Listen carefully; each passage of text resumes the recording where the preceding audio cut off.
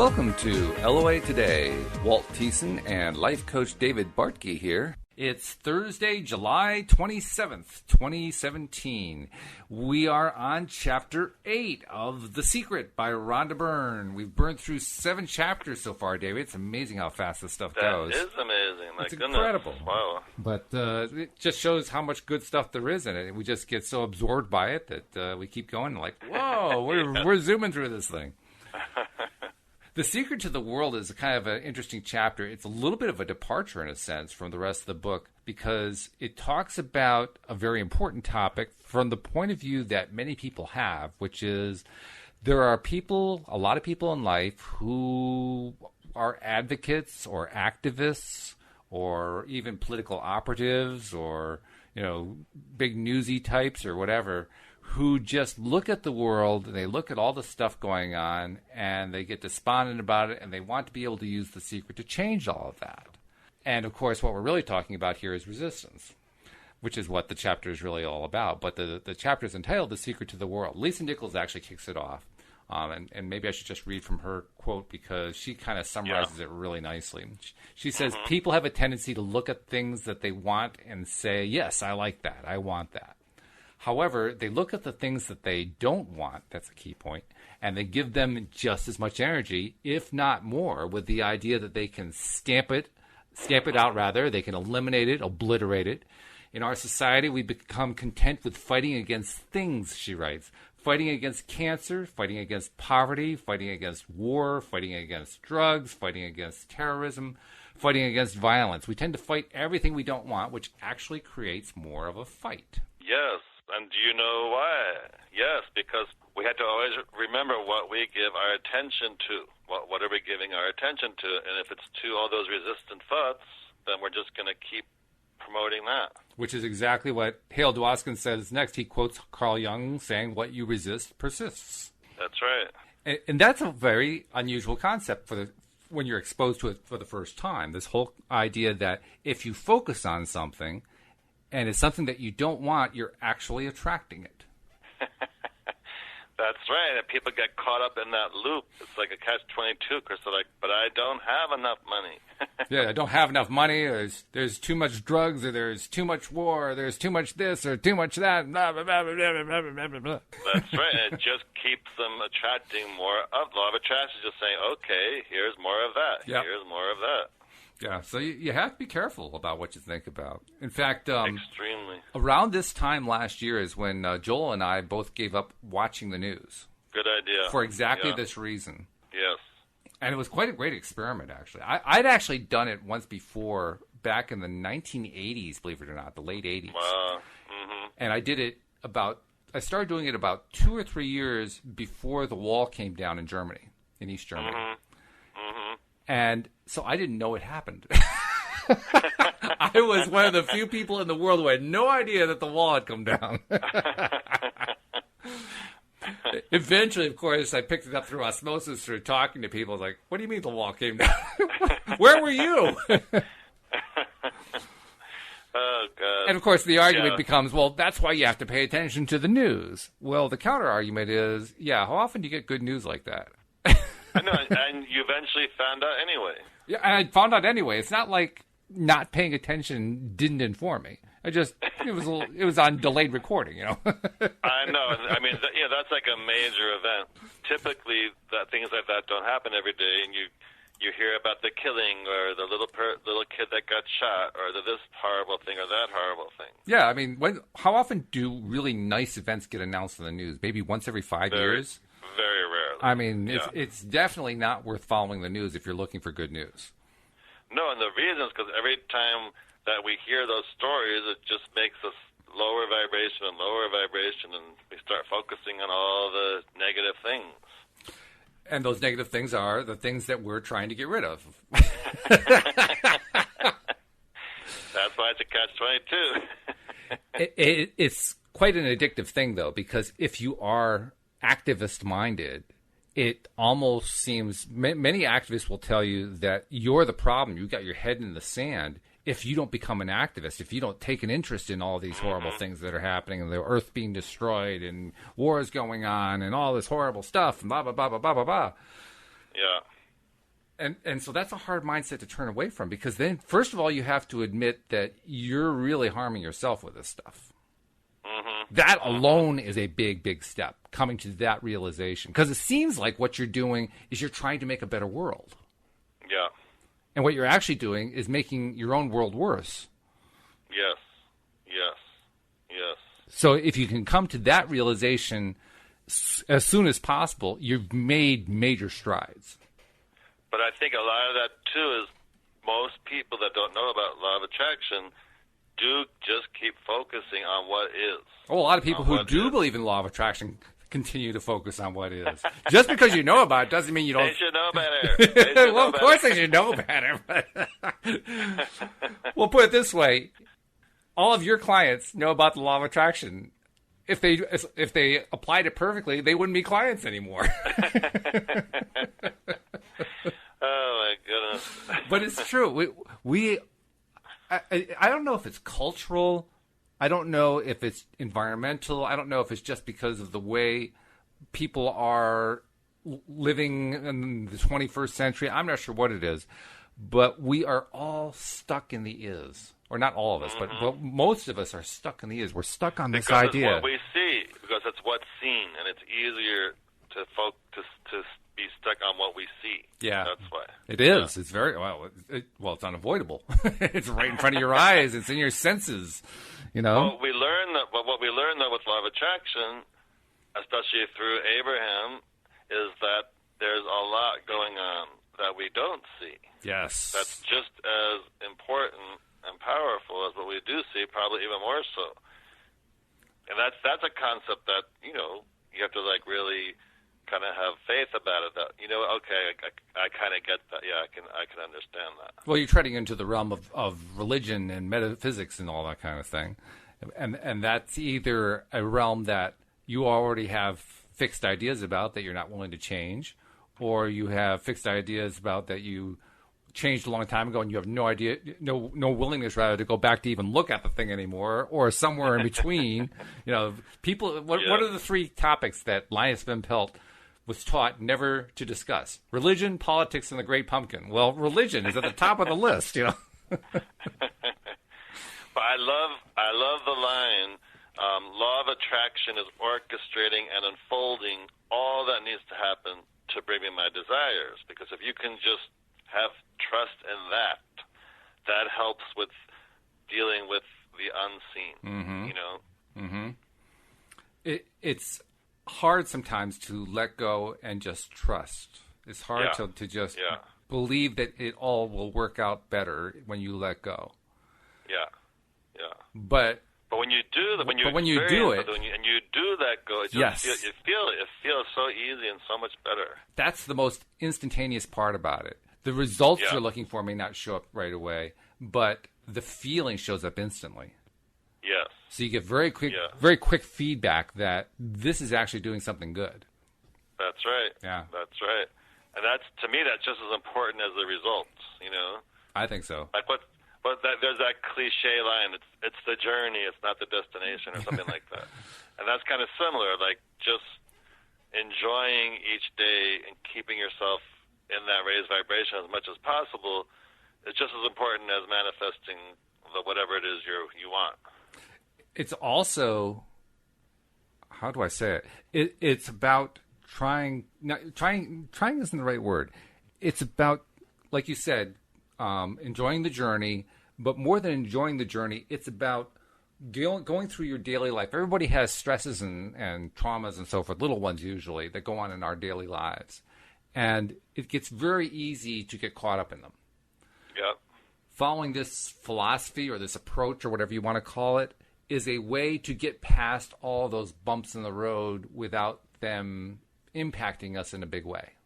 Yes, because you start pulling yourself up out of it instead of staying stuck in it. Actually, it isn't so much that you pull yourself out of it, it's just you've kind of float above it, just because you've stopped the resisting. Yeah, well, that's my way of saying it. I like that. I like that vision of pulling myself up out of whatever. Sort of a bootstrap approach, okay. But fortunately, you don't have to pull bootstraps if you don't want to, but if pulling bootstraps is what you like, then do it, by all means. It's not like you have to only go with one. You can go either way. Yes, but yeah, just to get yourself out of that resistance is what's important. Yes. And as Jack Canfield points out in this chapter, he says it's okay to notice what you don't want. It's not like you can't ever pay any attention to it. Of course, yeah. Because it gives you contrast to say, this is what I do not want, or this is what I do want. But the fact is... the contrast lets you know what you do want. Right. But the fact is, the more you talk about what you don't want, or talk about how bad it is, read about that all the time, and then say how terrible it is, well, you're creating more of that, he says. And he's right. That's true, yes. Yeah, like a lot of times clients want to go into detail about their problems. Mm-hmm. And I'm like, well, let's not do that because it's just going to keep you more in that problem. Let's talk about the opposite. What do you want? That's actually the best part of the skill, if you will, to learn as you're going through this, because that's where we trip up, isn't it? Every single day we find ourselves, without even realizing it sometimes, we find ourselves just going on and on about the latest thing that went wrong. And it takes a real conscious effort to say, wait a minute, what am I doing? Yeah. What am I doing to myself? Even if somebody points it out to you, it can be hard, but still. Yeah, and sometimes people are so used to that when I say, well, what do you want? They're like, what do you mean what I want? Let's keep talking about the problem. I'm like, well, what do you want? I want the problem to go away. Because it's such a horrible problem that I have to keep telling you about this horrible problem so that it'll go away. But that's part of the key, too, is to catch yourself and then ask yourself, if you can be that aware in the moment, well, what do I want then about whatever? I love this one thing that Esther Hicks says, Abraham Hicks did about how there was one particular member of one of her audiences at the workshops that she puts on, who they were trying to work with this person to get the person to focus more on positives. And the thing that Abraham kept saying to him basically amounted to, so what's the good side? What are the good things you're looking for? Are you looking for A? You're looking for B? You're looking for C? You're looking for D? And her reply was, oh, Abraham, I already have those.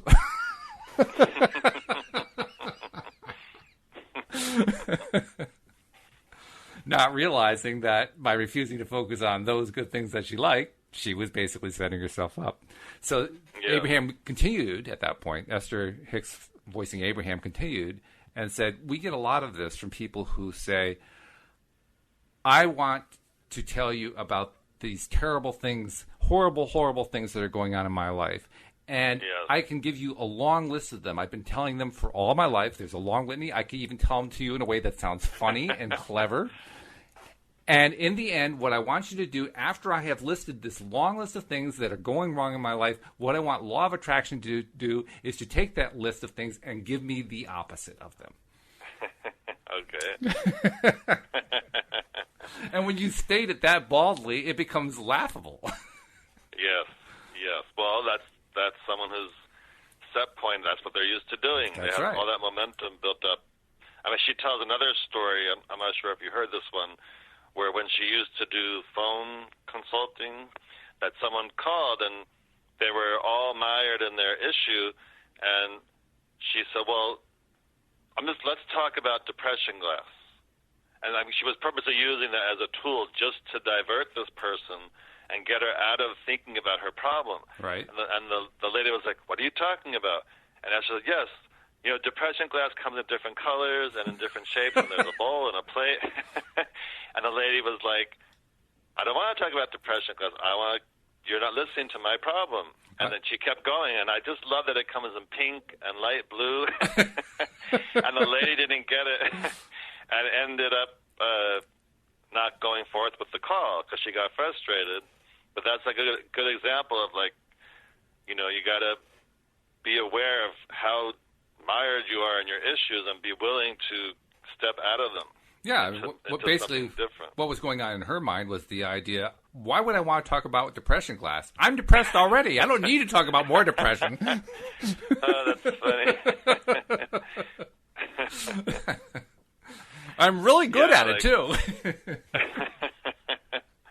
But that that actually is a really good technique sometimes. It's just deliberately go into some, unusual topic that you're not familiar with just to break the flow. Yeah, absolutely. Yeah. Sometimes you just have to break that concentration because we focus so strongly on what is that it can be hard to break that concentration. So any trick like that helps you just snap away from it for a second gives you a moment to pause and say, whoa, do I really want to stay there?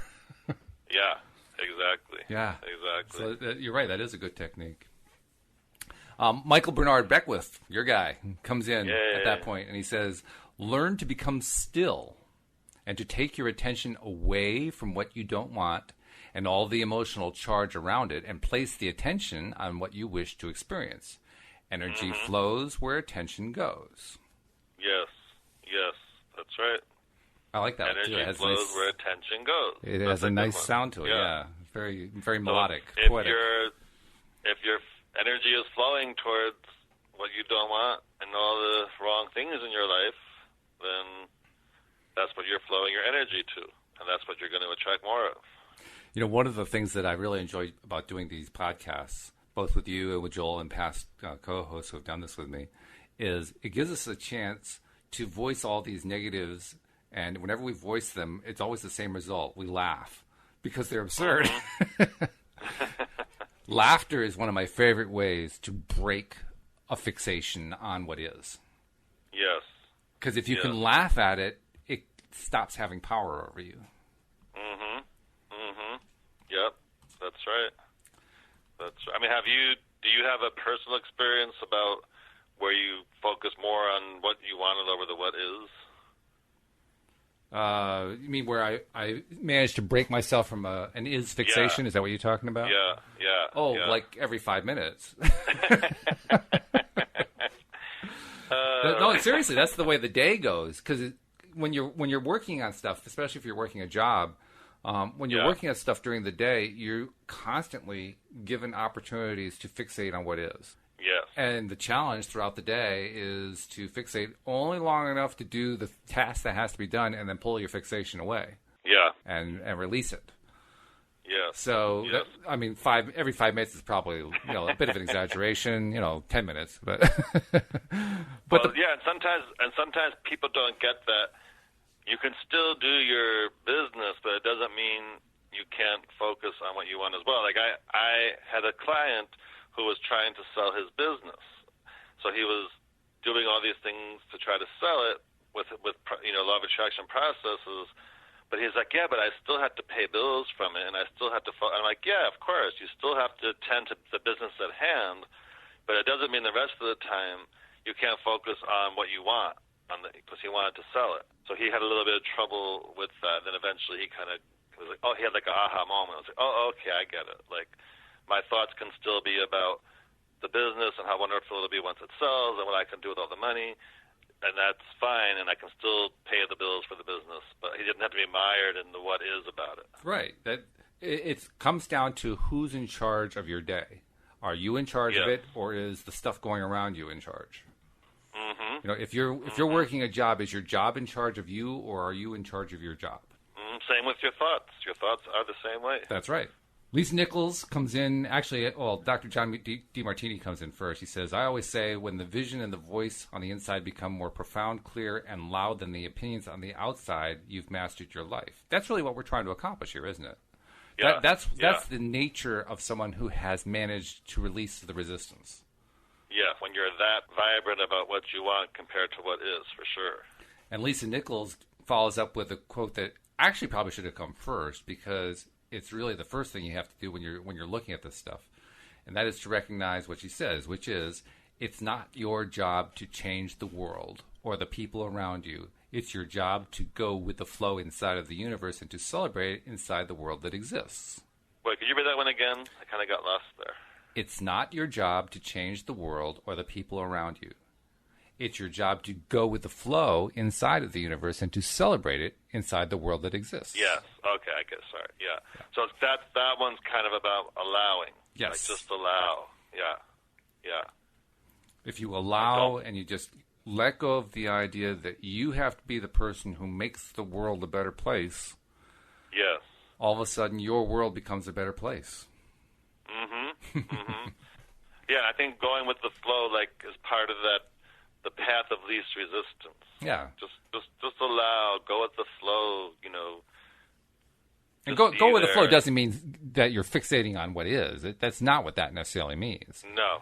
Going with the flow means not resisting what's going on. Yes. It means if something's going on that you don't like, don't fixate on it. Yes. You know, yes. Focus on something else instead, so that you're no longer fighting what's going on. You're flowing with what's going on and not getting impacted by it. I mean, I'll tell you quite honestly, for the longest time, I was very political. In fact, I was a political science major. I don't know if I ever told you that, David, but I was a political science major in college, and I have a degree in political science. One of the most useless degrees ever created, by the way. Totally useless. And to be honest, the only reason that I even pursued it was because I thought I was going to use it as pre-law to become a lawyer. And then I took some pre-law courses, and I said, well, that's out. Now, I probably should have just changed majors at that point, but I didn't do that because I got fixated on politics. Yeah. And the thing about being fixated on politics is you never win. I mean, even if you do happen to be on the winning side of a political campaign or something like that, you still never win. Mm-hmm. Because once you've won, now all of a sudden you're expected to produce all these miracles that you couldn't possibly produce in a lifetime. And you're constantly dealing with all the negativities that go on within the realm of government. Right. You know, so by interesting yourself in politics and by being a political person, you basically set yourself up to be miserable. Wonderful. Isn't that amazing and fun? And once I realized that, it took me a long time to realize it. But once I realized that, I was willing to at least try to withdraw and try to put away any focus on that kind of negativity. Yes. And once I started to try it, that my transition was fast. Wow, that's wonderful. It was really fast. I mean, within a matter of days, I didn't want to have anything to do with anything political. I had lost all interest entirely. Because I finally realized, none of what I was doing was helping. Mm-hmm. It wasn't like I was making the world better. I wasn't. I was just making myself miserable. And in the process, is not a good thing. No, it's not a good thing at all, especially if you want to attract stuff that you like into your life. That's right. But when you're not focusing on that stuff that makes you miserable anymore, you feel better fast. And that's what made the transition happen so fast. Mm-hmm. Mm-hmm. So, I mean, it's not like I'm totally... I'm sort of like the addict who, you know, likes a taste of it every once in a while. So every once in a while, I'll sneak a peek just to see what the crazies are doing. And but I always make sure that I laugh at it. Yes. And then once I've laughed at it, then I can let it go. Right. Yeah, you're not resisting it. That's right. And let's be honest, there's plenty to laugh at. I don't care what side of the political divide you're on. There is a lot to laugh at. Oh, God, that's true. Especially these days. It's like a comic circus, you know? Yes, and oh, my goodness. It's crazy. So much about that. And if you're somebody who is tied up with issues rather than political agendas, although usually the two are fairly well connected, but if you see yourself as only being an issue-oriented person, you're oriented toward one particular issue, that's a good time to stop being oriented toward that issue. Mm-hmm. I mean, if you think about it, just think of all the people out there in the world, even politically, who are so focused on what's going wrong, on what's all that's doing is promoting, from a law of attraction point of view, more vibration of all that going wrong. And there's a really easy little exercise anyone can do that I actually did this when I was in my transition. You can go online. Isn't that wonderful? We can go online. We can search stuff. Go online and just do searches on your favorite political leaders or your favorite issue leaders or, you know, whoever is important in your particular movement, okay? And look up their photos. And I'm not talking about their campaign photos. I'm talking about their everyday photos. And look how often they smile in their photos. Look at their faces. you will be amazed just how miserable they all look. Yeah. Yeah. Unless they're hamming it up for the camera because they know there's a camera on them, most of the time they're not doing that. And in the photos, you can just see it on their faces. They are miserable. Yeah. Yeah. But the good, like I've been at different functions where people are talking politically and complaining about this, and I will say, well, what do you want to have happen then? What would be your perfect scenario? Because I figure I'd rather hear about that than all the complaining about what is. There's an interesting thing about that, though. I understand what you're saying, and I think you made a valid point. But there's an interesting thing, and I especially noticed it. My own orientation was libertarian, and I see it especially there. It's in all political camps, but it's especially in that one. If you ask a libertarian what it is that he wants to have happen, what his ideal thing is, he will give you a list of things, or she will give you a list of things, and everything on that list will be a not. I don't want it to be this. I don't want it to be that. I don't want this to happen. I want that to stop and that to stop and that to stop. But then I would say to that person, well, you're not telling me what you want. You're still telling me what you don't want. Oh, let me tell you, that's fun. Trying to do that with a libertarian especially. It's also challenging with both conservatives and liberals, but it's especially challenging with libertarians. You do that with a libertarian, and they can't get it right off the bat. It takes them a long time before they finally realize what they're doing because in their mind, inverse negation is the same thing as opposite. So saying that you're against something is the same thing as saying you're in favor of something else. In their mind, they're two identical things. So wasting your time over trying to express it positively is pointless in their perspective. Which is exactly, of course, the opposite of what I'm trying to teach them. So I'll say to somebody, I had an actual conversation. In fact, I did a show with a guy who's libertarian, and I was trying to explain this concept to him. I said, okay, so tell me what your favorite issue is, but tell it to me positively. And he says, well, I guess overall my favorite thing is I just want to see government shrink. I said, okay, so express it positively. I just did. No, you didn't. You said what you don't want to have. What do you want to happen? What's the actual physical result you want to have happen? He says, well, I want government to go away. No. That's what you don't want. You don't want the government. What do you want? And there was this long silence. Yes. And after he kept trying to come back and dance his way into different ways of negating it. And each time he did, I would redirect him back. What's the positive way? How do you affirm what it is that you want? And after a while, he started to get a sense of it. He was so resistant; he still couldn't really do it. He couldn't bring himself to try to find a positive way to express things. But what he finally did, but what he finally did was to say, "Well, you tell me, what are you in favor of?" I said, "Well, okay, I'm in favor of universal prosperity." And he says, well, everybody is. I said, you want to bet?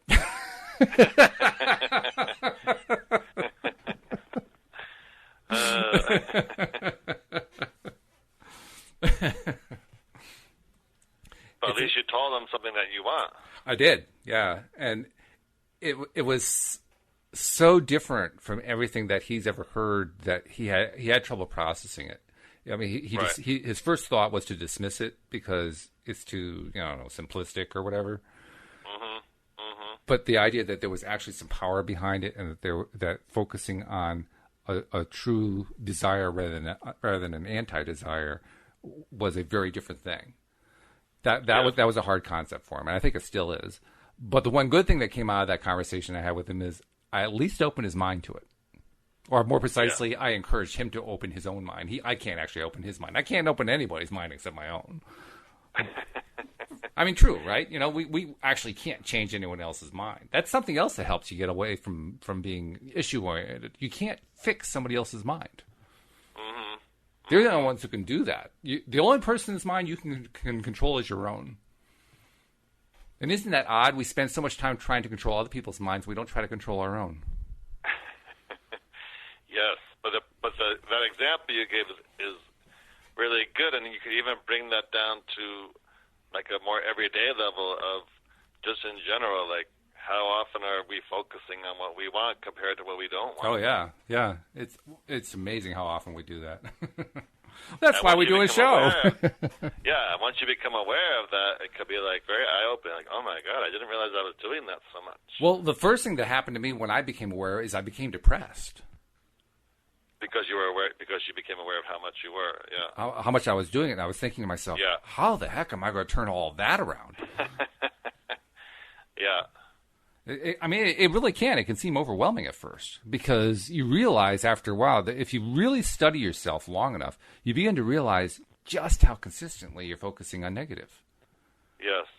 Yes. Well, a super easy thing to do, which is what I do and what I tell my clients is, once you become more aware of how you're thinking about things, if you catch yourself doing that, then just in that moment, just say, okay, well, then what do I want about whatever it is you were thinking about? And just start getting used to doing that, so you start flipping it from what you don't want to what you do want. You have to basically start establishing the new habit one little bit at a time. Yes, and of course it takes practice and time, but eventually... And you make a lot of mistakes. You slip, you slip, but eventually you start having a few victories. That's somewhere right. along the way, something works right, and you say, "Oh, I did it." Yeah, no. Every time you consciously flip from what you don't want to what you do want, you're knocking down your resistance, which is the idea. Or letting it melt away. I don't like the idea of knocking down resistance because that sounds like more resistance to me. But every time you do that, every time you focus on what you want over what you don't want, then you're putting yourself in a position to attract more of that. That's right. What you do want. That's right. Yeah, it's absolutely true. So, continuing with the chapter, it's a fairly long chapter, but I think it's kind of necessary because people have this as a big issue. So you kind of have to spend a lot of time on it. But one of the things that they tie in is the question of abundance of resources. And it's not something that on the surface you see a direct connection. I mean, issue-oriented, abundance of resources. I mean, that's like not a natural connection to draw, you know? But when you look deeper, this is one of the things that I learned early on about politics and about political issues and issue orientation and so forth. It's all based on lack. It's all based on scarcity. The whole concept of economic scarcity is a political issue primarily. It's not actually there actually is no economic concept of scarcity. That's a myth. If you actually study economics, you'll never actually find an economist of any note who talked about scarcity. But what you'll find is a lot of political people who talked about scarcity because they were trying to push an economic agenda of one kind or another. Yes, of course. Yeah. So the reason for bringing in this concept that the universe is abundant is to give people a way to start stepping away from this focus on issues and horrible things going on that are beyond our control and so on and so forth. Because if you can focus on abundance and start to believe in abundance, even a little tiny bit, it makes it easier to say, well, okay, if there's abundance, then the issue I'm so concerned about is just a little bit less of an issue. It's a little micro step, you know? There's great abundance out there. It's just, are you tuning into that or not? And the first step is realizing that it's there. Yes. Like even financially, there's millions and millions and millions and millions and millions of dollars out there available, waiting for us to tune into it and attract it. It's just, are you doing that or whatever it is, Your guy Beckwith says there is a lie that acts like a virus within the mind of humanity, and that lie is there's not enough good to go around. Yes. There's lack and there's limitation. There's just not enough. And that lie has people living in fear, greed, stinginess. And those thoughts of fear, greed, stinginess, and lack become their experience. So, he says, the world has taken a nightmare pill. The truth is that there's more than enough good to go around. There are more than enough creative ideas. There's more than enough power. There's more than enough love. There's more than enough joy. all this begins to come through a mind that is aware of its own infinite nature. Yes. That is true. Yeah. That's true. We put limits on ourselves too, and we're limitless. Why do we have ceiling? Why do we put ceilings on how much we can have or make or do? Yeah. And that, by the way, this idea of putting limit on ourselves, that's where political issues really come from. It's putting limits on ourselves and putting limits on everybody else. Mm-hmm. And if you put enough limits out there, you begin to fear. And fear, of course, is the politician's greatest weapon. No, it's a limitless universe. I'm not going to be scared. So next time you hear fill-in-the-blank politician scaring you to death, recognize it for what it is. He or she is scaring you to death. Well, I mean, the news does the same thing. That's why another reason why I don't like to watch it. They'll take, like, the simplest thing, and they'll word it like we all have to, like, head to our basements and run for cover or whatever. I can't remember which weather forecaster it was, but one of them wrote an article, a blog post, bemoaning that all of his colleagues have this tendency to take weather forecasts and spin them in the most horrible, negative way possible. Yes, they do that. I'm like, it's just raining, people. That's all that's happening. And they word it like, God knows what's going to happen. It's like, it's just raining. Yeah. Oh, it's amazing. Did I ever tell you the story of the, I can't remember, I think it was just a very strong thunderstorm. It may have been a tornado. I can't remember for sure. Mm-hmm. This was when we were living in Virginia. And it was coming through our area. It was one of these little microburst type storms that just flies through at like 60 miles an hour, that kind of thing. Mm-hmm. Mm-hmm. And we knew it was coming through because all the TVs and so forth had lit up with, special alert, weather alert, all that kind of thing. Right. And so I checked online. I looked at AccuWeather.com and I saw the radar. And there's this big, massive red storm coming right at us, right where our house is, or was rather. And I decided, for some reason, to use this as a way to test myself, to see if I could take my attention away enough to change the weather pattern. So I engaged my wife in it. The two of us decided to do it together.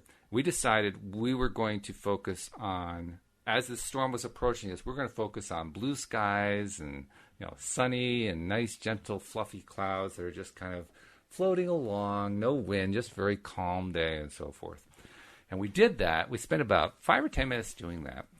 And then I went back and looked at the radar to see what was happening. And an interesting thing was happening. The big red splotch that was coming our way was breaking into pieces, into two pieces. So we went outside, and because about this point, I mean, it was almost right overhead, so that's why we wanted to see what was going on. We went outside, and we looked up, and the trees on the property where we lived, it was a 1-acre property. The trees were kind of swaying a little bit, but they weren't moving a whole lot. The trees of the surrounding properties were like flying in a hurricane. The only place was like within our block, basically our block of the neighborhood. That block was calm. Interesting. Well, see.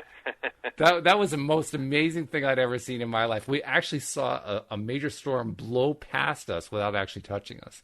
And later on, after the storm had passed, we were living in a rural area. We drove into town, which is about 10 miles away, and we got like 2 or 3 blocks away from where we lived, and it was just like tree limbs down and trees down and devastation everywhere, but not in our little chunk of the neighborhood. It was amazing. Did your neighbors thank you?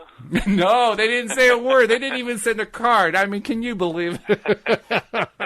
Well, of course not. They didn't even know we did it, Well, you should have called the local news and told them. They would have believed you. Of course they would, sure. Yeah, a local loony claims he stopped the weather forecast. Yeah, right. Okay. You know what? Esther Hicks, I was recently listening to her, and she told a very similar story about her neighborhood in Texas where there was this big drought. Oh yeah, I love that one. That's a wonderful story.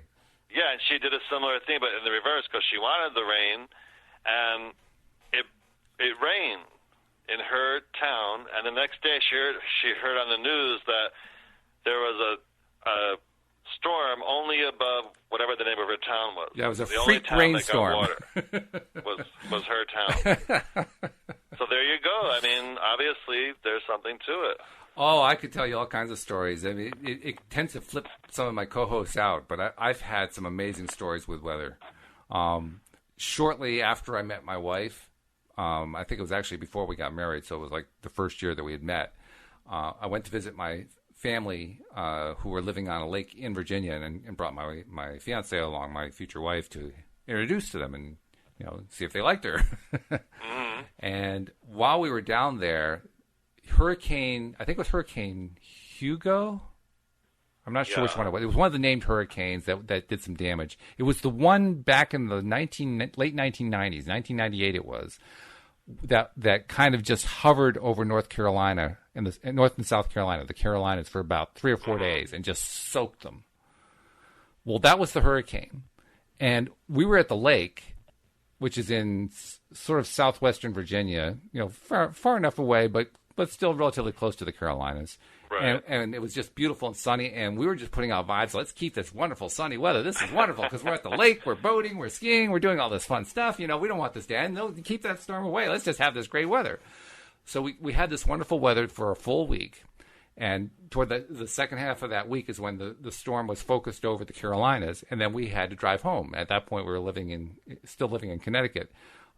We drove up the interstate, and as we drove up the interstate, the hurricane followed us up the interstate. Oh my goodness! So it was waiting for us to vacate the area so it could actually move in. Yes, that's right. That's right. Crazy things. Next time you have a weather story, you got to call the local news and tell them. I'll do that if I feel like getting hung up on, Click. And then if they air it, I bet other people will come forth with other stories. Everyone will suddenly get very brave. That would be something, yeah. Because if they did air something like that, and weather stories. Yeah, because you're right. There would be people who would come forth if they saw that. No, they're actually publicizing it. I'd have to change my own resistance to it, though, because I have a little thing in my mind saying, yeah, there's no way they're going to publish that. Man controls weather. Yeah, right. And you're like, no, it's not me. It's just the vibration about it. That's all it is. All I'm doing is initiating the thought. I let the universe do the work for me. That's right. Golfers would be able to appreciate that one, because the golfer knows that when you swing the club, you don't try to swing the club. You initiate the swinging, then you let the club do the work. Mm-hmm. Mm-hmm. But I'm not sure how many of those golfers actually watch the weather. But, well. Yeah. So anyway, let's do a little summarizing here. We actually have quite a bit of time left, so we don't have to get into the summary just yet. But the summary is kind of cool, so maybe we might want to spend a little time on it. The very first thing it says, what you resist, you attract because you are powerfully focused on it with emotion. We haven't touched on the emotion part, but that's a key portion. To change anything, go within and emit a new signal with your thoughts and feelings. That whole thing about attaching emotion. The emotion is what makes you feel how you feel, and right. That's the vibration and that's like another way of saying the vibration you're putting out. And that's why, for instance, for an activist, it's actually so self-sabotaging because they're passionate about the thing that they're advocating against. They're passionate about it, and that passion just reinforces it. Oh my, yep. Have you ever? No, go ahead. And the line to change anything, go within and emit a new signal. That signal is really your vibration about it. Yes, that's right. So if you change your thought to a more positive thought about whatever you're thinking about, then you're changing your signal/vibration about it. One of the things how you change it. One of the things that liberals get all worked up about is the Earth and global warming and all this kind of thing. Mm-hmm. And I wonder how many of the most fervent, devout activists against global warming, I wonder if they realize, if any of them realize, what would happen if they all stopped focusing on global warming. what would happen? And started doing what? Focusing on what? On the kind of planet they want the planet to be. Exactly. Yes, exactly. Not the anti-planet, not the non-global warming planet, but rather the planet that has the balanced ecostructure and the happy relationship between man and nature and all the things that they want. What if they were to change their whole way of thinking about it? What would happen to global warming? That would be amazing. Well, who could you write to? I don't know, write to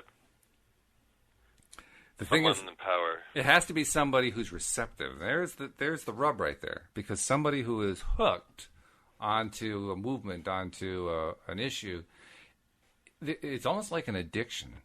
Actually, it is an addiction now that I think about it. They become addicted to the idea of solving the problem, but more so, they become addicted to being the agent that changes things. Yes. Well, we need like a Lady Gaga celebrity has all these Instagram followers, and she comes forth and says, let's start focusing on what we want instead of what we don't want. That would be cool. Actually, when you think about it, there are celebrities who do say things like that periodically. I hope so. Yeah, they are out there. I have I keep a newsreader on various news articles and so forth that have words like happy and joy and so forth in them, and a lot of the stuff that comes through is really junky. But some of the stuff that comes through, every once in a while, you see a celebrity who says something that is aimed at their own audience, but it kind of buys into the whole concept of what we think about is what we attract. They don't say it that way, but that's what they're implying. So it's interesting because I was watching on YouTube recently an old interview with Lucille Ball. Oh yeah, and it was a Barbara Walters interview, and I forget what they were talking about, but Lucille Ball said it's so important to focus on what you want. Positive thinking is so important. So even back then, people were talking about law of attraction. I don't know if they were calling it law of attraction. No, I'm sure they weren't. But you're right, because look how successful she was. First of all, she was. And there was even amazingly she may have followed somebody, because there was even a episode of I Love Lucy where they were trying to raise enough money to go to Europe, because both Ricky and Fred were going to Europe, and Lucy had this whole plan concocted, and Ethel was like, oh, it'll never work. And Lucy said, Ethel, you have to hold a positive thought about it. Uh-huh. Say it is going to work. We are going to be able to go. And then Ethel goes, well, okay. And she actually said, well, let me hear you say it. And she goes, so then Ethel finally says, yes, we are going to be able to go. We will be able to go.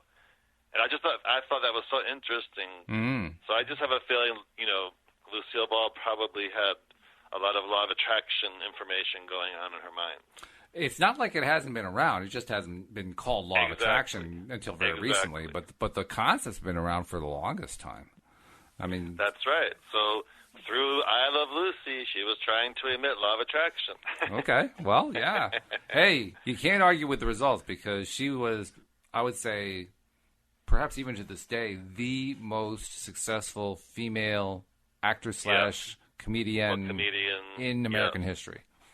And in that episode, they did make enough money so they could go. Yeah, so there you go. She was showing people that it worked. That it works. There you go. Yeah. Yeah, that's right.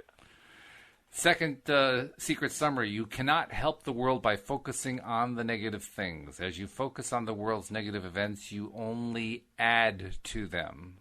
But you also, you not only add to them, but you also bring more negative things into your own life.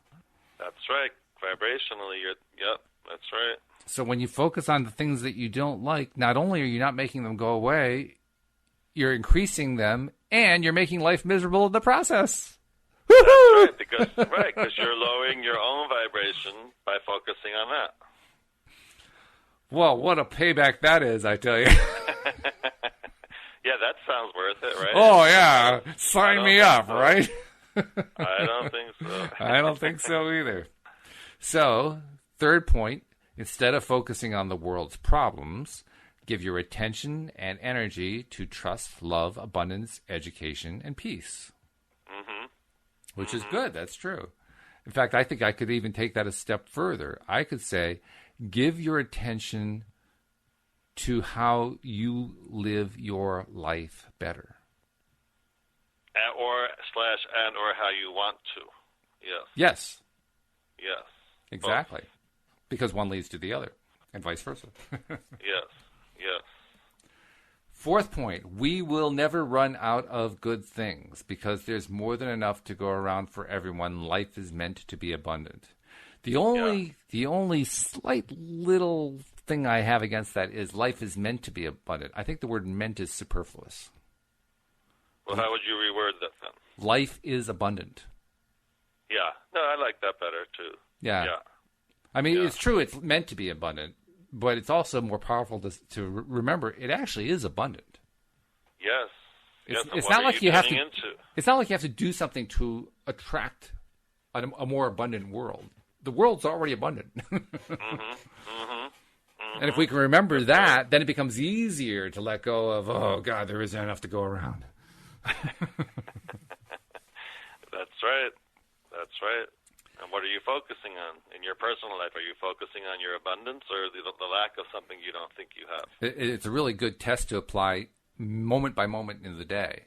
Am I focusing on abundance or am I focusing on lack here? Yeah, I like that. Like just asking yourself randomly, like, what am I focusing on right now? And just kind of becoming very aware of that. Well, I become specific about it. I say, not just what am I focusing on, is what I'm focusing on a thing of abundance or is it a thing of lack? Mm-hmm. I try to ask it that way because abundance and lack have two very different feels to them. Yes, that's for sure. And when you're when you're attracting what you want and you're focusing on what you want, on what's important to you, and doing so in a positive way, it has a positive feeling to it. And when you're focusing on the stuff that you don't like, that you wish would go away, it has a very different feel to it. Yep. The one is a feeling. Positive feels good. Yep. The one is a feeling of abundance. The other one is a feeling of lack. Lack is one of the worst feelings. Yeah, it feels icky, right? It feels icky. It feels depressing. It feels fearful. It feels terrifying. It feels ugly. It feels disgusting. It feels all the negative emotions. It fulfills it all. It really does. It's the ultimate negative. Whereas abundant thoughts really do feel good. They just do. They do. There's a big difference. And it's not like they have to be hugely, powerfully positive. They just have to be a little bit positive. Yes. Yes. It's not like we have to, hit the home run, or hit 8-run home runs or 25-run home runs, which can't be done anyway. All we have to do is just hit, a single. That's good enough. Something / some thought better than whatever it is you were. Yeah, something that all has to do is feel a little bit good, and it's in the right direction. That's all it needs. Yes, that's right. Next point, you have the ability to tap into the unlimited supply through your thoughts and feelings and bring it into your experience. And how do you tap into it? How do you tap into it through your thoughts and feelings? You do it by choosing your thoughts and feelings. That's right. Focusing on what you want as opposed to what you don't want. And recognizing that you actually do have control over your own thoughts and feelings. You can actually choose what you're going to feel at any given time. You can choose what you're going to think about at any given time. That alone 100%. Is empowering. Yes. Yep. Well, it's that thing where every thought is really two thoughts. Yes. The lack or the abundance. So which one are you deciding to focus on? The more you say that, it sounds like, why do we even pick that? I know, right? It's crazy. you spend enough time talking about this stuff, and you say, wow, we spend a lot of time on the really lousy stuff. Why do we do that? Are we nuts or something? That's right. And then the final point, praise and bless everything in the world, and you will dissolve negativity and discord and align yourself with the highest frequency, which is love. And I think the key to that point is it isn't that you will dissolve all negativity and discord everywhere. It's that you will dissolve your own negativity and your own within discord. Yourself. Yes. And through that's how you align yourself with the highest frequency. Yeah, and some people hearing that might think, oh, that's so Pollyanna. But it really is true.